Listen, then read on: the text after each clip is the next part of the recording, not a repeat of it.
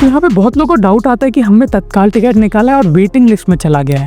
अब देखिए होता कैसे है, समझ लीजिए अगर आपने तत्काल नहीं निकाला तो वेटिंग लिस्ट 1 2 3 4 5 6 7 8 9 10 23 24 जो भी हो 35 जो भी हो, बस वेटिंग लिस्ट में है। तो हम इसे कैंसिल करेंगे तो हमें पैसा मिलेगा कि नहीं मिलेगा, क्योंकि एज पर रूल अगर आपके पास तत्काल टिकट है और अगर आपके पास वो कंफर्म टिकट है यानी कि CNF यानी कि आपको सीट नंबर मिलने वाला है या CNF लिखा है या आपका कंफर्म है पहली आपको बर्थ, तो आप उसे कैंसिल करोगे तो कुछ भी नहीं मिलता है। पर अगर आपका वेटिंग लिस्ट में है और इसे आप कैंसिल कराओगे तो क्या होगा, दो केस समझते हैं। पहला आपका वेटिंग लिस्ट में है, अब चार्ट बनने तक आपको वेट करना है। इन केस अगर वो CNF हो जाता है मैक्सिमम टाइम, अगर डिपेंड ऑन रूट अगर नहीं होता है तो ऑटोमेटिकली कैंसिल होगा और आपको रिफंड देखने के लिए मिल जाएगा। अब याद रखिएगा कुछ कैंसिलेशन चार्जेस होते हैं, यानी 60 रुपये स्लीपर के और 180 रखता है आपको 3AC में, तो वो याद रख के ही चलना है, उसको पूरा रिफंड नहीं देखने के लिए मिलता है।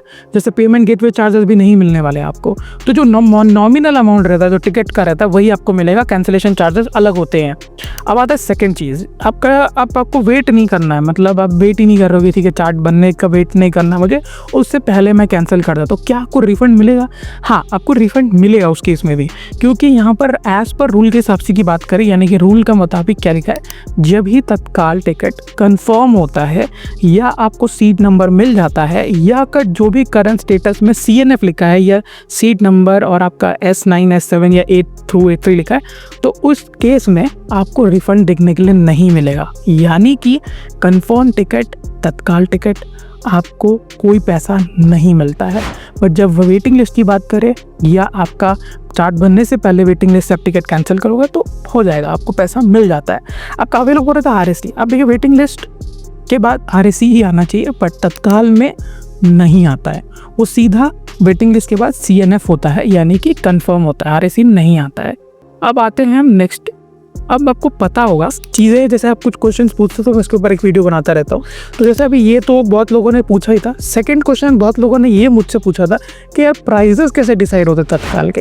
तो ये यूजुअली अगर देखा जाए तो ये हर रूट का अलग होता है, बट एक नॉर्मल मैथ से जैसे 10% होते हैं स्लीपर में और 30% होते हैं हायर क्लास, जैसे 3AC हो गया, 2AC 1AC।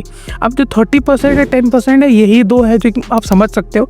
But basic calculation की बात करें तो स्लीपर में लग जाता है आपको 250 के अंदर, और वहीं पर जब 3AC की बात करते हैं तो 450 के लग ही जाता है। उसके ऊपर जाओगे जैसे 2AC जाओगे तो 500 के प्लस चला जाता है। तो जैसे कि नॉर्मली कैलकुलेशन की बात करें तो स्लीपर में 10% होता है और 3AC 2AC और जो 1AC होता है उन सब में आपको ये मिल जाता है 30%। बट एक 3AC इकोनॉमिक भी मिलता है जो CC होता है, जैसे चेयर क्लास कहते हैं, उसमें 10% का ही आपको तत्काल का फेयर देखने के लिए मिलेगा। सर क्वेश्चन बहुत लोगों ने ये पूछा था कि भैया मास्टर लिस्ट नहीं आ रहा है। तो देखिए जब हम 10 बजे में निकालते हैं तो बहुत सारे रूट पे मास्टर लिस्ट लोड हो रहा है, और जब भी हम लोग स्लीपर में निकालते हैं तो किसी भी बहुत सारी ट्रेन में वो मास्टर लिस्ट लोड नहीं हो रहा है। तो देखिए अब इसमें बेनिफिट भी है, उसमें ड्रॉबैक भी, मतलब अच्छा भी है गलत भी है, बट रूल्स तो वैसे ही कह रहे हैं। फिलहाल अब पता नहीं वो कब तक ऐसे चलेंगे, ये सबके साथ ये हो रहा है कि नहीं, प्लीज़ कमेंट सेक्शन में बताइएगा। मैक्सिमम लोगों ने ये रिपोर्ट किया है कि जब होता है टिकट और आपका 11 बजे मास्टर लिस्ट नहीं आ रहा है, इनफैक्ट मैंने भी जब ट्राई किया था तो नहीं मिलता है। तो ये थे 3 क्वेश्चन जो बहुत ज़्यादा ही पूछे गए थे मुझे ईमेल के थ्रू। आप भी पूछ सकते हो, ये कमेंट सेक्शन में अपना डाउट पूछ सकते हो, मैं आपको जल्द से जल्द रिप्लाई देने की कोशिश करूँगा। यही तक रखते हैं, कोई भी डाउट आता है आपको पता है क्या करना है। मिलते हैं नए फ्रेश एपिसोड में, तब तक के लिए बाय।